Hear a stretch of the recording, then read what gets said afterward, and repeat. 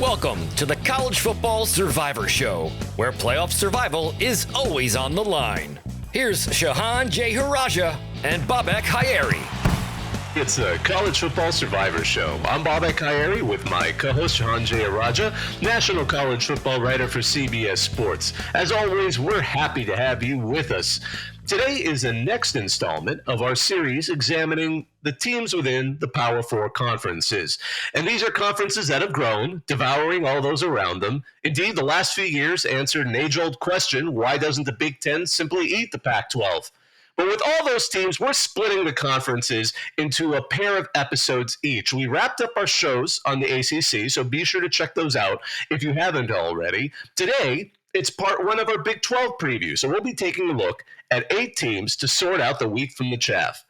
Quick reminder, of course, the conference title game is going to be the top 2 finishers, even if it's a rematch, so we will get a one true champion. And as with the other power conferences, this should almost certainly assure them a top 4 seed in most years of the 12-team playoff.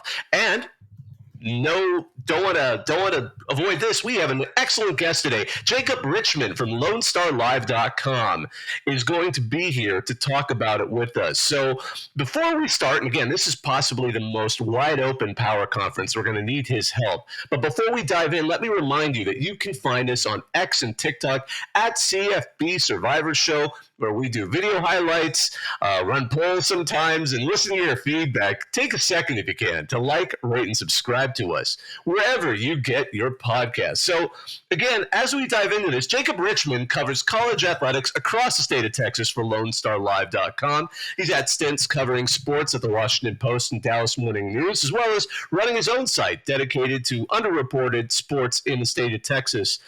Jacob is also a member of the Sports Business Journal Super Bowl.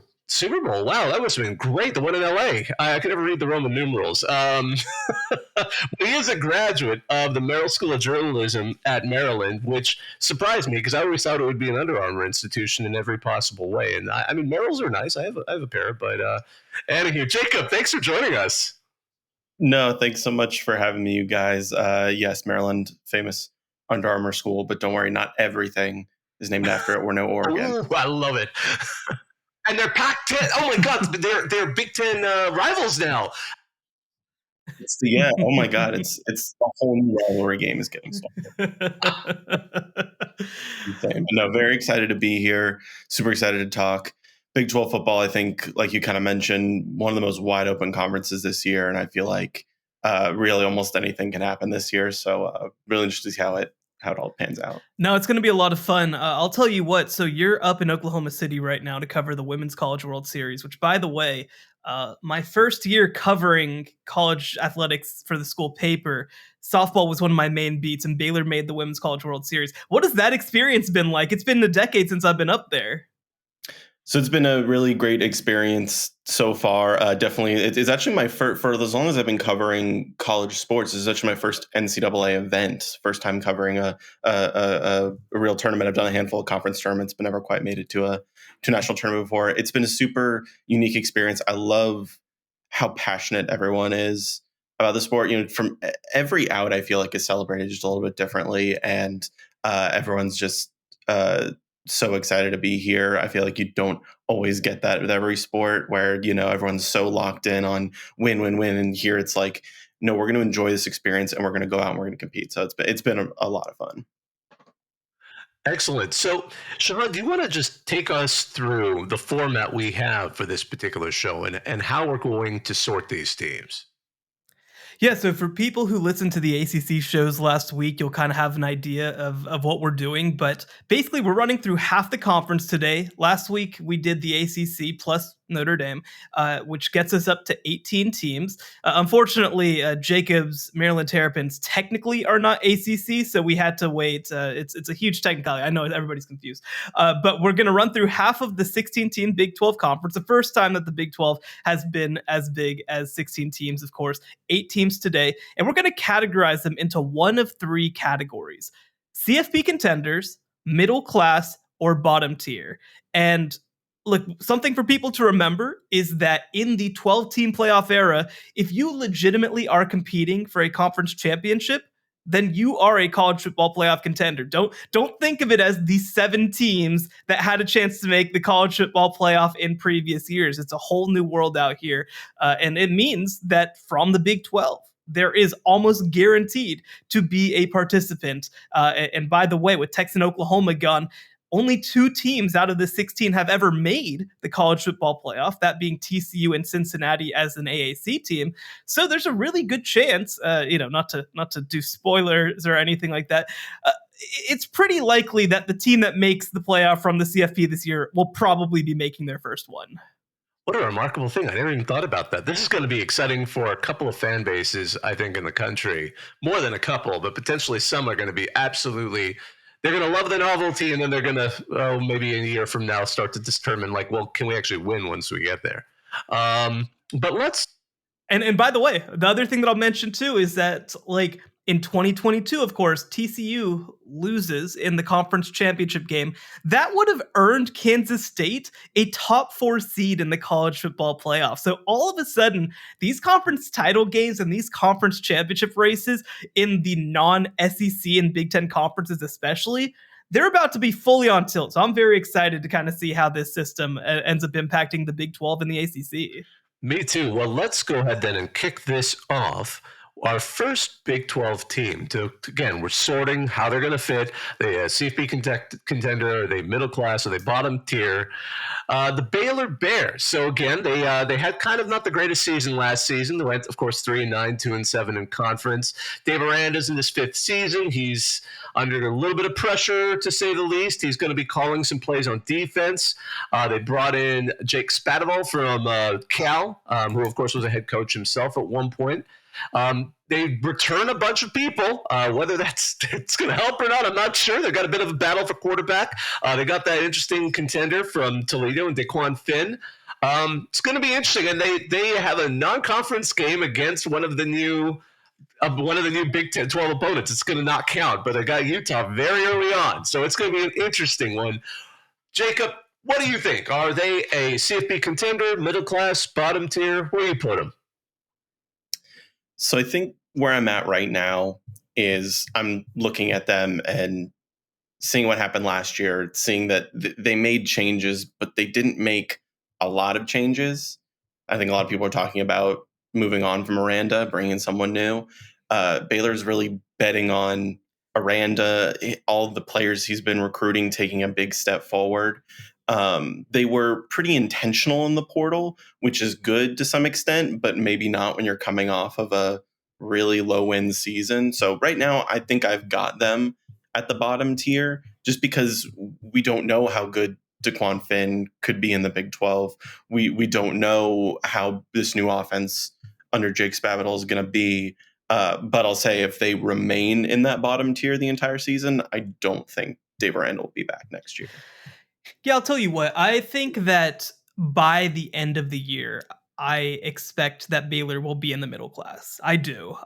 You talk about the change that they've made, and I don't want to make this a giant Baylor episode, but I do think that the additions that they made, changing up their offense, and they go from an offense that I think probably has a higher ceiling long-term to one that has a higher floor, which when you look at what happened last season, I think they needed that higher floor. They need to just be able to lean on playmakers and get guys in space and make the game easy in a lot of ways. So I think that they're going to be able to do that with Daquan Finn coming in, like you mentioned, with some of the receivers that they have coming back. They've got a really good running back room. The big question is going to be the offensive line, which was a disaster last year. And then, defensively, this was a bizarre unit. I mean, you don't expect a Dave Aranda defense to have the issues that they had, just filling gaps with winning up front, all this sort of stuff. And I mean, I think the thing that's most surprising to me is that you even look at some of the guys who got NFL camp invites, it didn't seem to be a pure talent issue on the defensive line, especially either. So I think that it's one of those things that when they lost to Texas State in week 1, they just kind of lost the plots. They just kind of lost their minds a little bit, and I don't think ever got back on the horse. We're going to talk about another team in TCU that I think ended up in a very similar position. So I don't think that they're as bad as their 3-9 record was. I think they're going to make it back to a bowl game, but how can you have them anywhere but the bottom right now? Like you mentioned, they went 3-9. They lost against Texas State. They kind of looked terrible against their FCS opponent too last year. And I mean, when you look at their wins across the season, I mean, their only conference win was against UCF. So, I guess they had one more too, but it's not good enough. I mean, they're not where they need to be as a program, and I agree. They need to start the season at least in the bottom tier. I think they talked about having this like kind of mindset problem a lot last year, and that during spring they really tried to work on that. You know, Dave Aranda's working a lot closer with the defense. He's like pretty much running the linebackers room now. I think that those kinds of things, like you may not realize it, but could end up paying really big dividends and getting them back to like a solid foundation. Yeah, Baylor was the only other team they were able to knock off in conference was Cincy last season. So, again. Yuck. Yeah. UCF and Cincy. That's not really and UCF wasn't a bad team, but you look at the 3 newcomers to the conference, just to talk big picture about them, or the 4. I mean, they had major issues transitioning and playing week after week against the level of talent and depth that other Big 12 teams that are legacy programs had. And I think that by the end of the year, UCF was the only program that had won a game against one of the others. And then Houston, of course, against West Virginia as well. So it just didn't happen very often.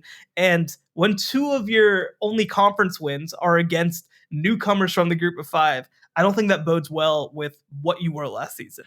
Yeah, I think I think you both have a good unanimous pick there. I mean, and it's interesting too. I just want to point out so that playing Utah early is not good because, we were talking before Cam Rising, how will he last? I mean, he's probably going to be in play in week 2. So that's not a Utah team you necessarily want to face. And then again, they got an interesting benchmark with Air Force right after that and back at Colorado. So it'll be interesting to see how the Bears look. But let's move on. Our next team, TCU. So again, they had a bit of a national championship hangover season, going 5-7, 3-6. Sonny Dykes, he can coach. Kendall Brow's still there again. They're going to see what they can do with that team, and then again try and get back into the groove. Not a terrible schedule. I mean, they've got the Iron Skillet, which will be exciting because SMU is going to be hot about being part of the ACC. They got games at Colorado, probably at Utah, and they host Oklahoma State in terms of some of those bigger caliber potential contender teams. What do you make of the Horned Frogs? So for me, I'm looking at them as more of a middle-class team. I think so much of this season is going to depend on what kind of step forward Josh Hoover makes at quarterback. He kind of got thrown to the fire a little bit, but I think he delivered at some really key points, and everyone seems to really like how he's developing in this system. I think the defense was obviously a pretty big issue. That's why they brought in new defensive coordinator, Andy Avalos, and he's really changing the mindset of how TCU is playing defense. Like I could see it during the spring game. Everyone was amped up, including Avalos. Avalos like jumps up and down on the sideline. He goes crazy. And it's really interesting to see. That's fun of someone who was really all in on him was Demonic Williams before transferring out, which I thought was interesting. But anyway, I think they're a middle tier team. I think they, getting back to bowl eligibility is going to be, I think, the first order of business. But I really like where they're headed right now.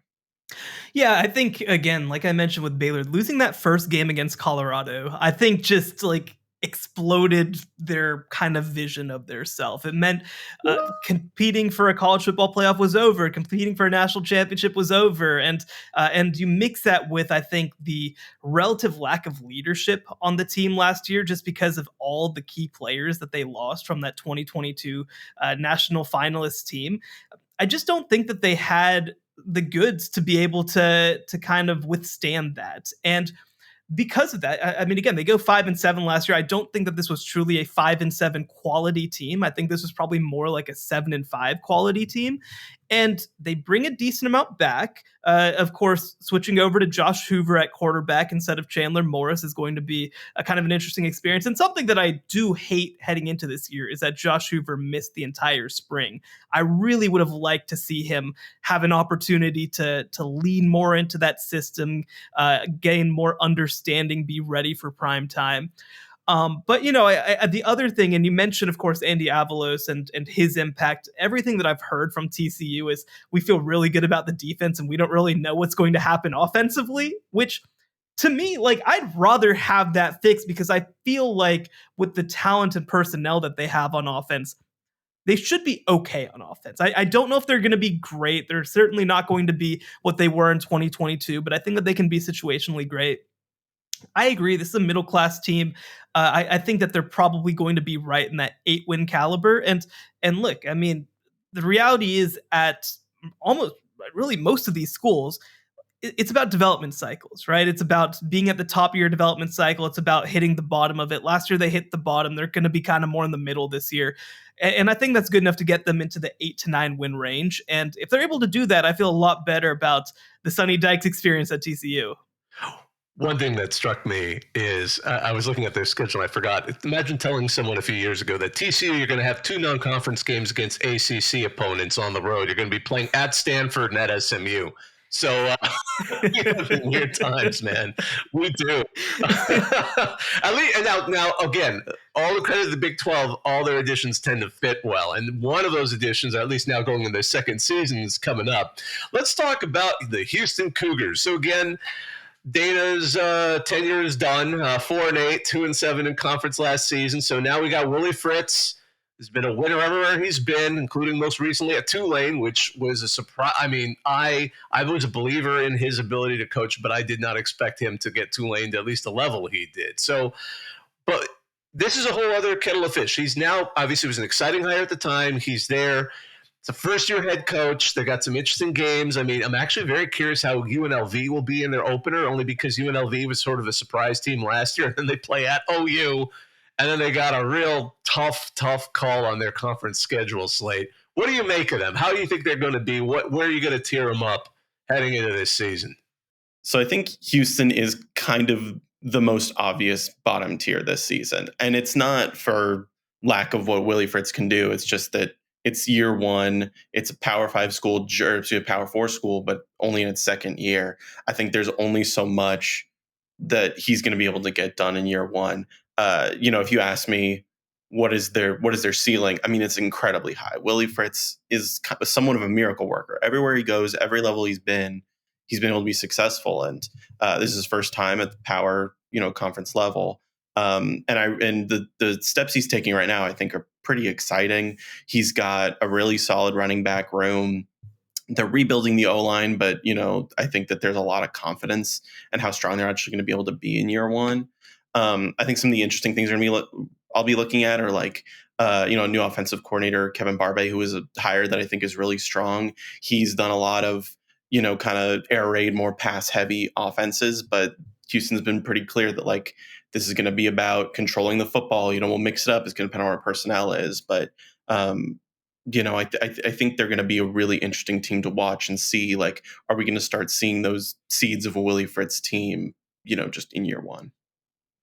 Yeah, look, I think that Willie Fritz is going to be a very successful coach at Houston. He just hits so many of the touchstones that I think Houston needs to do. He's innovative offensively. It's not going to look the same as it has, and I think that's a good thing. Like the Big 12 has gotten a little bogged down in spread and air raid teams, and we've seen teams that are successful go against that trend in a lot of ways. And I think the other thing, too, is that people don't understand the connections that he has in the state of Texas. He was, I believe he was at Blinn Junior College 30 years ago. He was, of course, the head coach at Sam Houston when they started to go on their run. And he's coached in Louisiana as well and recruited a lot of Texas kids. One who might be a big-time player for them in a couple of years is Kai Horton, the quarterback formerly of Carthage, who is competing for the starting job now at Tulane. So he's got it. Like he's got that stuff. All that to say, it ain't happening year one, man. Like this roster is a mess. And actually talking to people around Houston, the issues developing and recruiting this roster are basically the reason that Dana Holgorsen is no longer the head coach at Houston. Like it's kind of that simple in a lot of ways. Just because, look, I remember heading into last year, my thought was, are you allowed to build a team of wide receivers and nothing else? Like, are you allowed to have no other real like major talent? And they had some good linemen. Like, I'm not saying that they had no other good players, but it was like S tier wide receivers and like B tier everything else. And I think that Houston's going to be able to take advantage of some of that stuff for stretches in year one under Willie Fritz, but this is not a 1-year flip. They added a lot of transfers. I don't think he's going to be able to get everybody on the same page in year one. Like this is one of those that I'm just like, call me back in 2026. I think this will be a really, really good, really fun team. But and the other thing too is that you look at his previous stops at Sam Houston, at Tulane. This isn't a situation where he just comes in and it's turnkey. Like he's not one of those coaches that in year one puts together big results, because it takes time to learn that system. So I'm very optimistic about the Willie Fritz hire, and I'm very pessimistic about what Houston will be in year one. If they are on my short list of teams to finish last place in the conference. I have them in the bottom tier. Yeah, I mean, now, don't get me wrong. The two of us here, all three of us, I can say, we're not influencers who are pretending to do video game journalism about a college football game. But when you described the Holgorsen like roster, I'm like, that now I'm just wanting to see if they can make it work in that game now, because that's only like the silly thing. I remember, in the old game, I would make the punter win a Heisman because I decided to make him a running back in like junior varsity mode or something. But my goodness, so and just by the way, two of the top 10 overall receivers in the transfer portal were Sam Brown and Matthew Golden, top 10 players who played for a Houston team that was pretty bad last year. And those are the guys that they left, and they still have good players left at receiver as well. So it was a wild roster last year. And by the way, like, I don't even know I don't even know if Dana Holgorsen has a job right now in college football, or if he's just enjoying his money right now, which he absolutely should, by the way. But like, this is one of the great things about a Dana Holgorsen team, is that like, you look at last year, he's just like, I got 2 games that I have to try to win. I have to try to win West Virginia, I have to try to win Texas, and if I do those 2 things, then everything else is fine. And he almost did it, because that's just what Dana Holgorsen does. I don't expect that the team is going to be quite like that this year. I generally hope he's relaxing on a beach somewhere. Because he's a guy who likes to relax on a beach. Like, that is his vibe. I hope he is. But just going back to what this Houston team has to deal with, I just want to also say, I was looking at that schedule. They have probably the worst 4 games of the 8 teams we're looking at this week, because they have at Kansas, Utah, Kansas State, and at Arizona in 4 subsequent weeks. I mean, those are all teams that could be tough ones. So it's going to be an interesting arrival for the Fritz era. But let's move to another team in Texas, and a team that had some high expectations and did not quite pan out the way they had planned due to injuries, due to a lot of other things potentially. Texas Tech Red Raiders. So 7-6 last season, 5-4 in the Big 12. Joey McGuire, still, they like him a lot there. It's his 3rd season. Everyone's back. Zach Carley on the offensive coordinator, defensive coordinator Tim DeRutter. They're about to open a $250 million football facility this summer. They had great recruiting again. Micah Hudson's is a big part of that 5-star receiver. They've got some good talent back at running back and linebacker. And the conference schedule and the non-conference schedule really ain't that bad compared to some like Houston we just talked about. So how do you think Joey McGuire is going to do in year 3? This was probably like the toughest one for me to decide, in all honesty, because I think, like you said, like last year they were a big dark horse candidate. And then I think injuries were, the number one thing that, just kind of kept bogging them down. I'm not saying they would have made the CFP last year, but you could see in stints when people were healthy and they were operating that they could really do something. And, they're returning so much production that I grapple with being like, is this another dark horse year for them? I've got them in middle class, I think, again this year.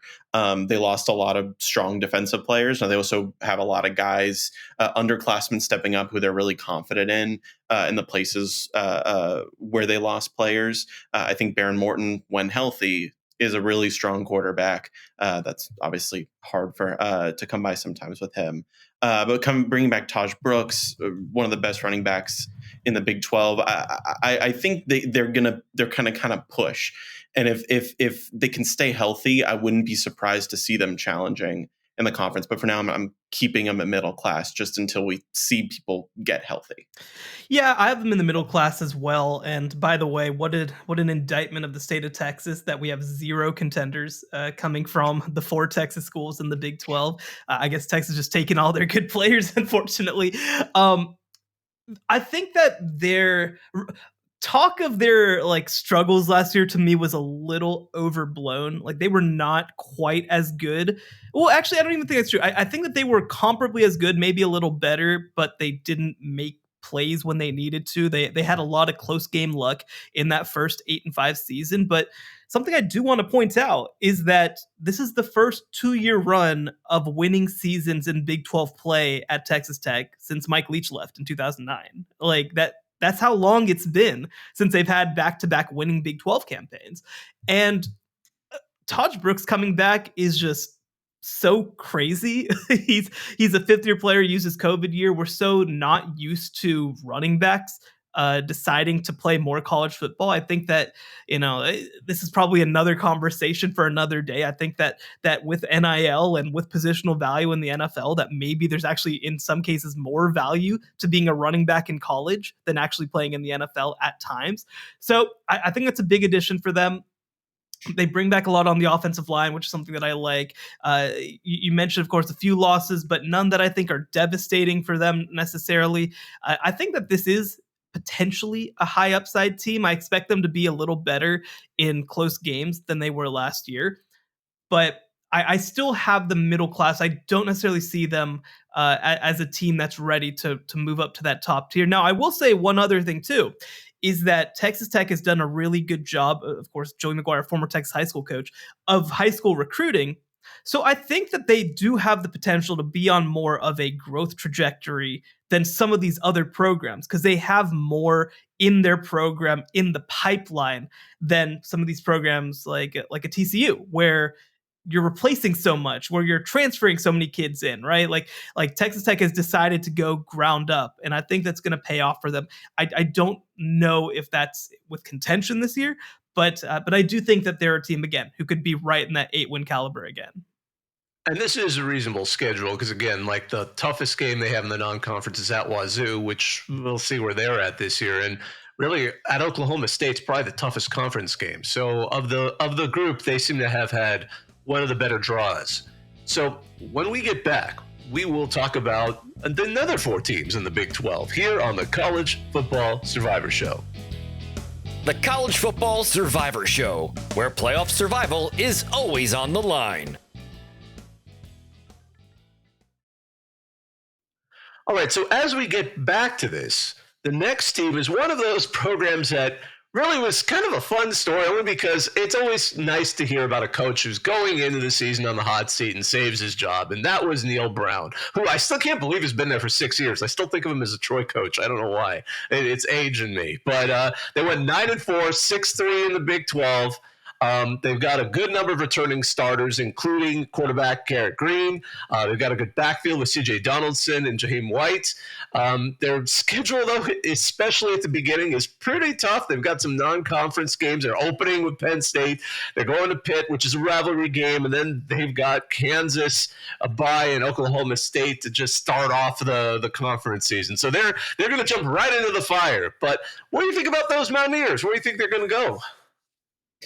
Well, first of all, I hope that Dave Aranda was taking notes on Neil Brown last year, because that's the kind of way to get yourself off the hot seat that I feel like Aranda needs to take from. But no, what West Virginia was, they were a lot of fun last year. Completely unexpected. Garrett Green, I think, is a really, really strong quarterback. I'm excited to see where he can get to.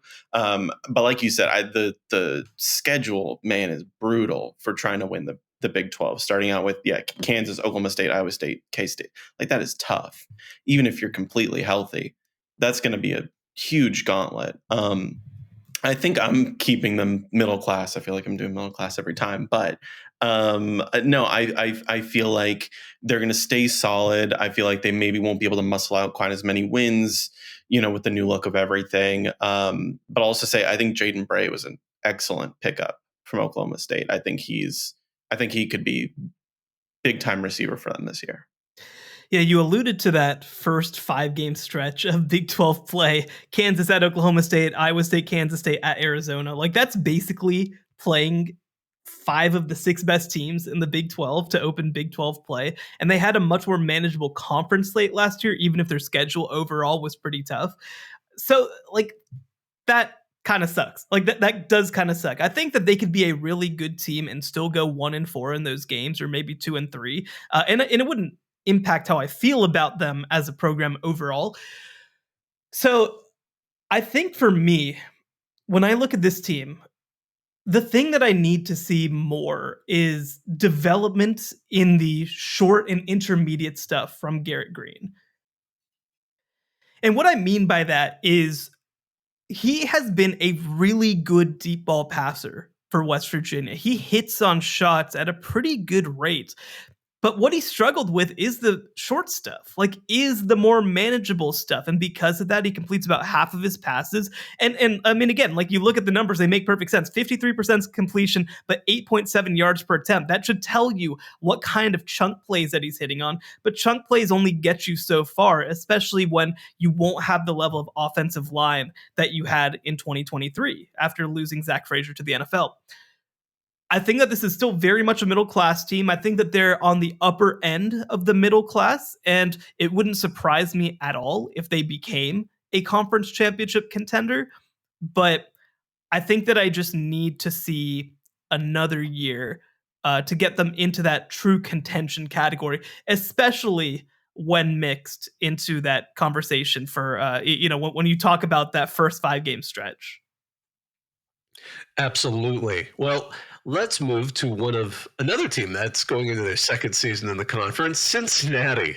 The Bearcats did not have a great start. They went 3-9, 1-8 in the conference. Coach Scott Satterfield, I don't know how he's feeling about leaving Louisville, but he's there now. They're hoping for help from Indiana transfer quarterback Brendan Sorsby. They've got a schedule that isn't terrible, so that's a plus. But I'm not sure where to go from there. How do you think? Are they going to be able to raise their status, or is this going to be another season of the bottom tier? No, I'm keeping them on the bottom tier. I feel like they've really not done much. You bring in Brendan Sorsby. I think he's got some potential, but I'm just I've been really confused, kind of watching what Satterfield's been doing so far. I see other schools and, they come up to a power conference and they really try and push that, and they really boosting recruiting and really trying to work the portal. And I look at what they're doing and I'm just like, they still feel like they're in the American Conference. So no, I think they're pretty solidly at the bottom tier, probably battling it out with Houston to see who's going to be, dead last. No, I'm not super confident for them this year. So I'm not as low as Jacob on them. I still have them in the bottom tier, though. I think that they're going to be more of like a 5-win team than like a 3-win team. But I think my big picture thing with Cincinnati is I just don't know what the plan is. I don't know what their vision is. I don't know what their offense wants to look like. I don't know what their defense wants to look like. I don't feel like I've gotten a great answer for why Scott Satterfield is even the head coach at Cincinnati, to be quite honest.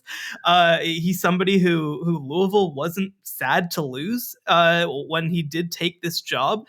And they bring in Brendan Sorsby, like you mentioned, and I think he will be an upgrade. Quarterback was a huge issue for them last year, but it was only one of many big issues that they have. They didn't have anything in a lot of ways to hang their hat on. I think they're going to try to run the ball a little more efficiently this year. Scott Satterfield is like the guy at Appalachian State who made Appalachian State what it was, helped transition them up. He was the coach whenever they pulled the big upset against Michigan all those years ago. And I think that part of the thought process for Scott Satterfield was, well, he transitioned a program before, and now we've got Cincinnati transitioning to the Big 12.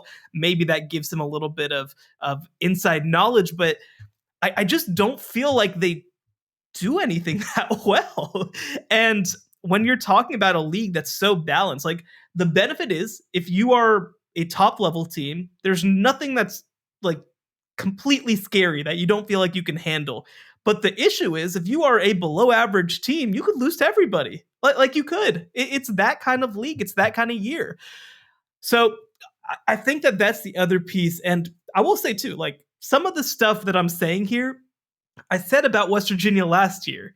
So maybe there's like this chance that like they have something in the pipeline, that they have an idea, that they know what they want to be, that they know what they want to do.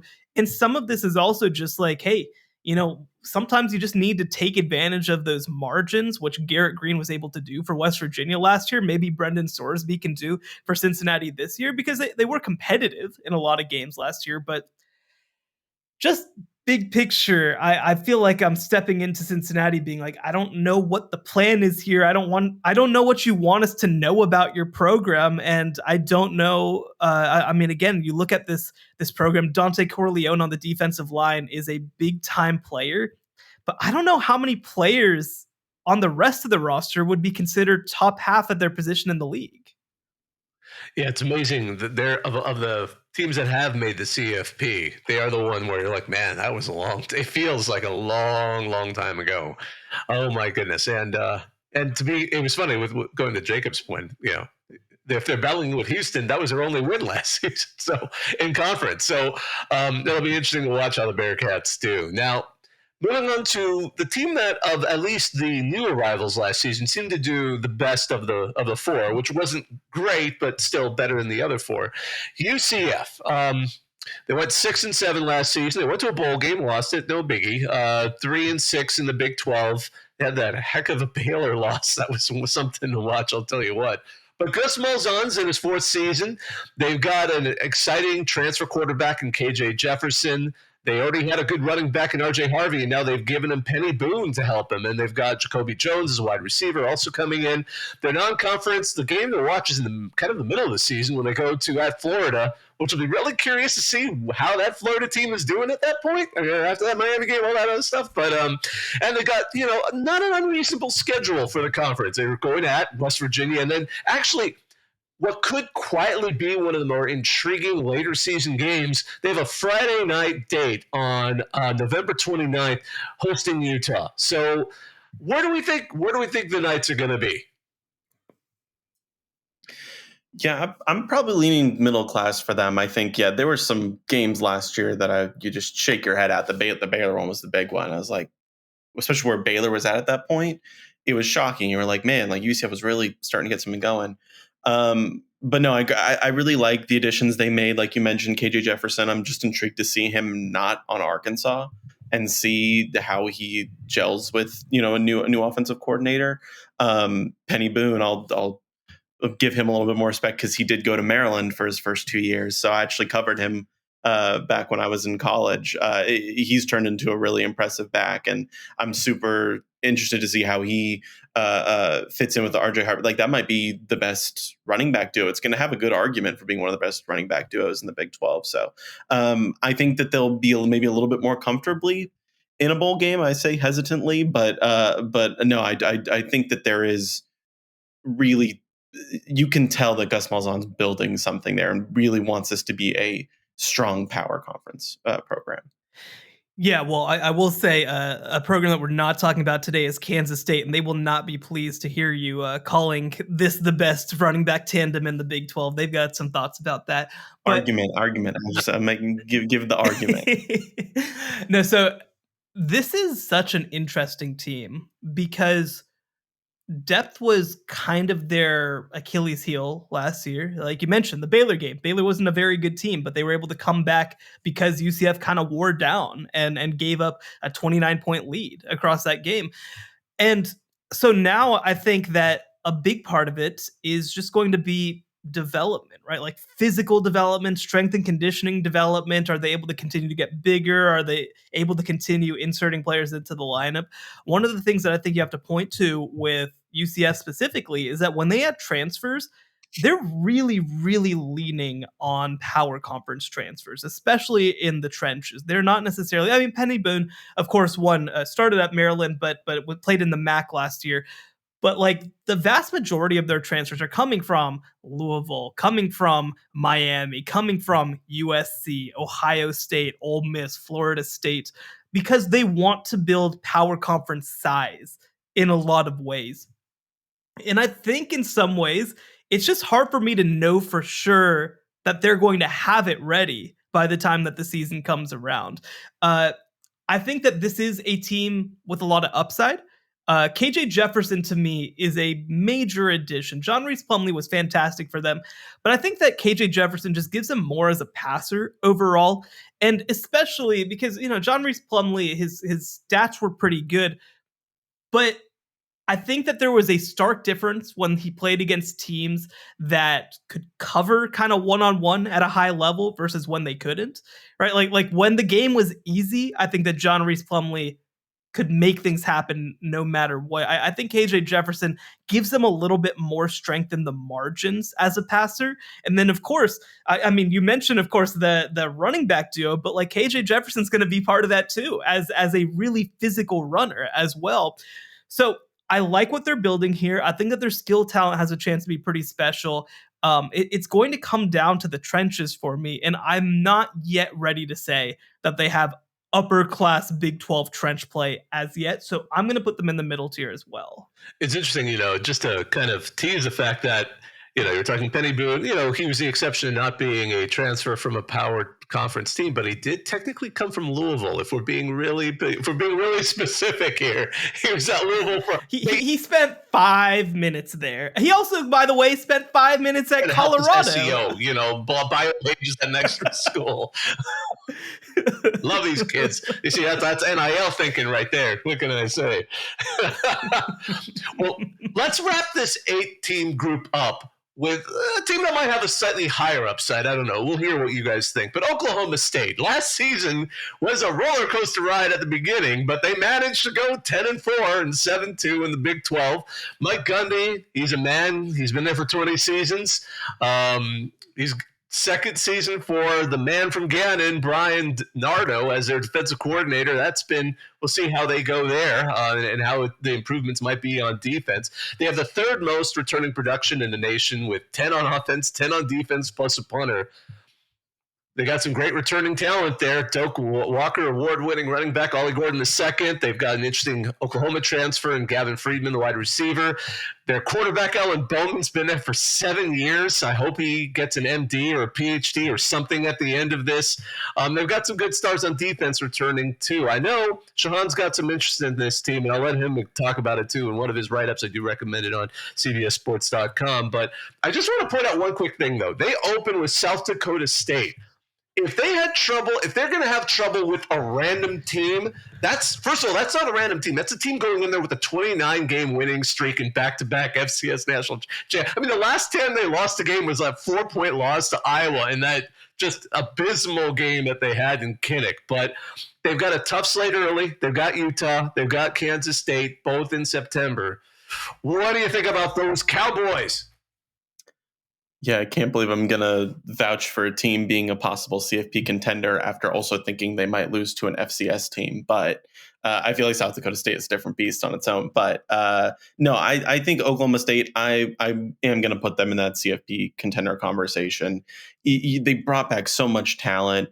I know they're maybe not the deepest team in the Big 12 as far as I'm aware, but Ollie Gordon's he's a game changer. I think he is set up to be, again, one of the best players in the league. Alan Bowman is maybe not, a hero quarterback necessarily, but I think he's got enough that if Oklahoma State can just keep surprising teams, keep churning out those wins, that it wouldn't surprise me one bit to, especially as someone who's been around the conference, being able to navigate it a little easier than maybe some of the newcomers that have these talented rosters, but are going to have to get used to a whole new conference.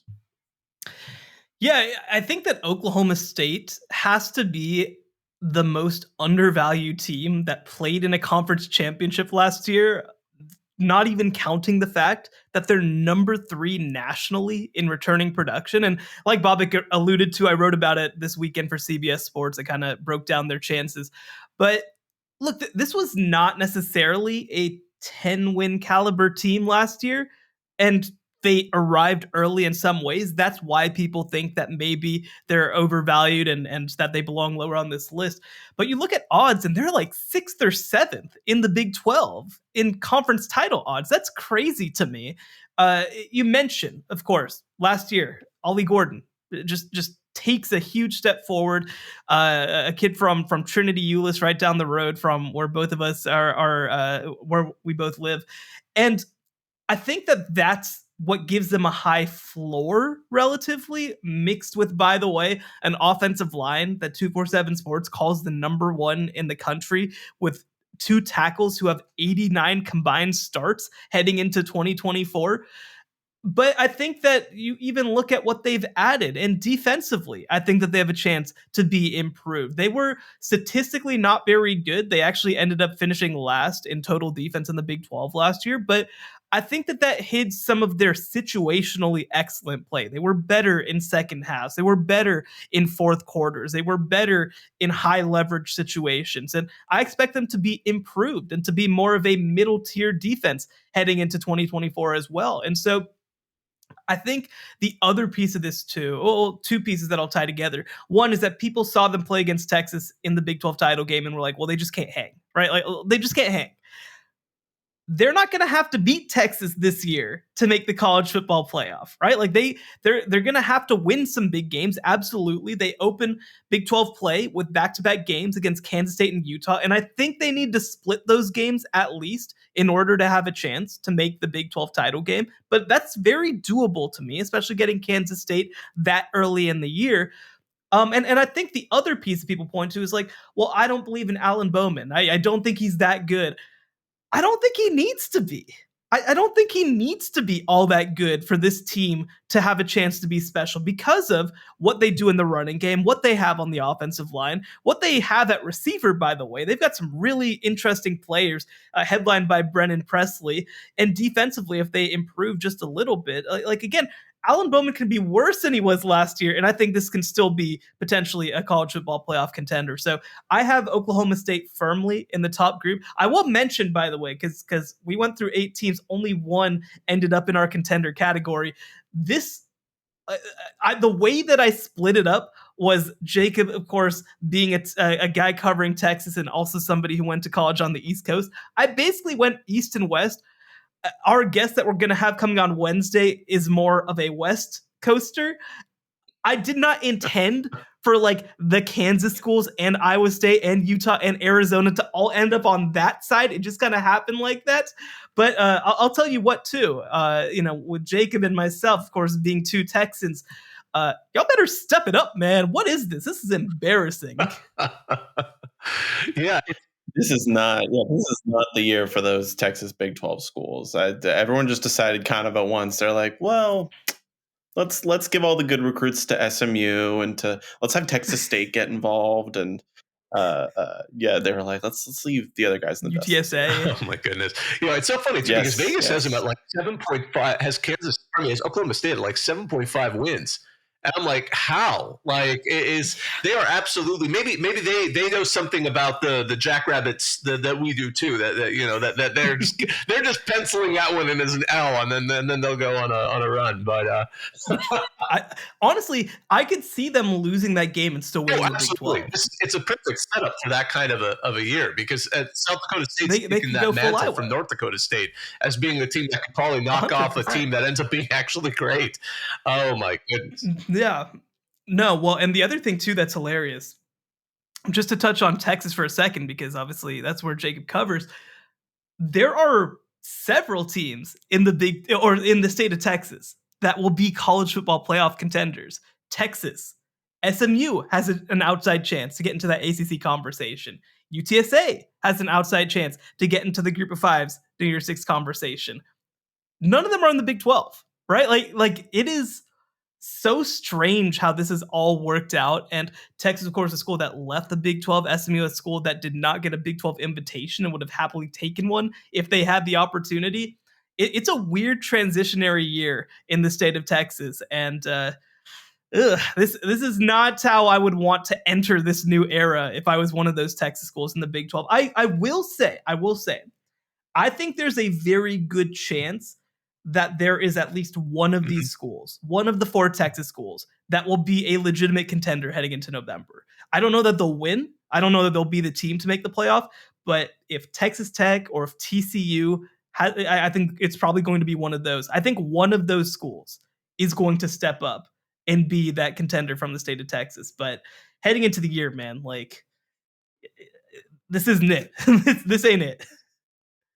No, like Texas Tech could be 5-0. Like they could easily be 5-0 to start the season, and then you're starting to have those conversations. Now they have some tough games in there, but man, if they're starting 5-0, feeling healthy, feeling confident, like that's why I look at them and I was like, man, it's borderline, because if things just start going right for them, I feel like, yeah, they could save Texas football for the Big 12.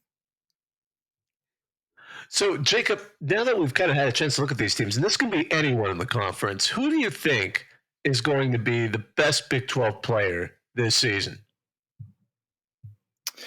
It's tough because you've got Ollie Gordon coming back. You kind of just want to immediately go, hey, he'll do just what Breece Hall did back to back. He's so incredibly talented. His O-line is going to be just as strong.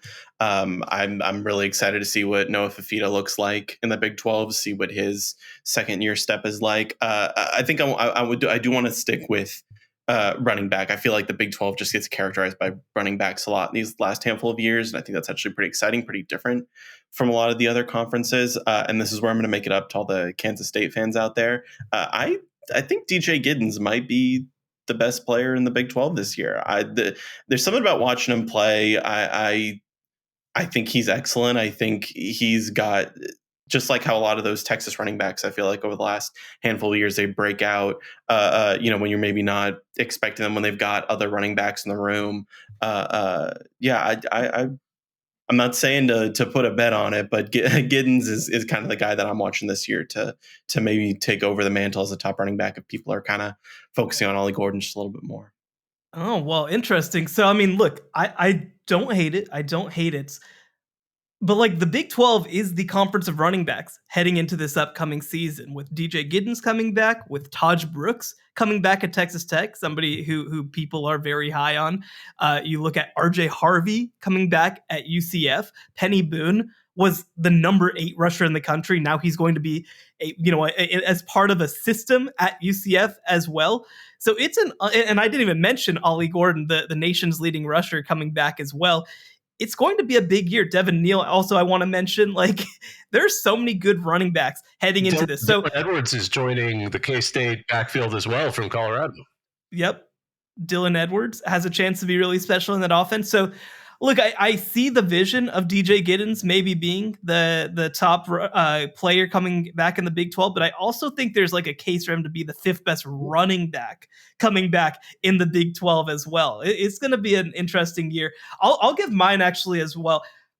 I'm going to be looking real close at Techaroya McMillan, the wide receiver at Arizona. He is special. He is a big body. He's able to run routes at a very high level, gets great separation, and while he was big for Arizona last year, I think that he might be like the catalyst in 2024. Like he might be the guy.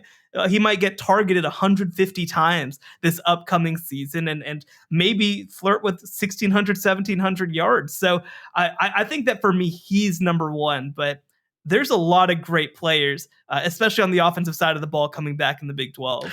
T-Mac is a good choice. I like that one. So, Jacob, how about underrated? Who do you think might be an underrated player for us to look out for this upcoming season in the conference?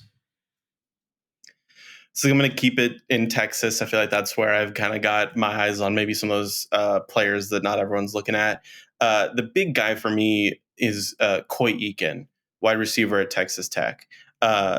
He has had a really crazy start to his career. He got injured late in preseason camp his true freshman year. I think he played a couple games on special teams. Then before his redshirt freshman year could start, he broke his right collarbone and then cracked his left collarbone. So he missed the first 3 weeks of the season. Then he comes in and he has a handful of just incredible games, really standout moments.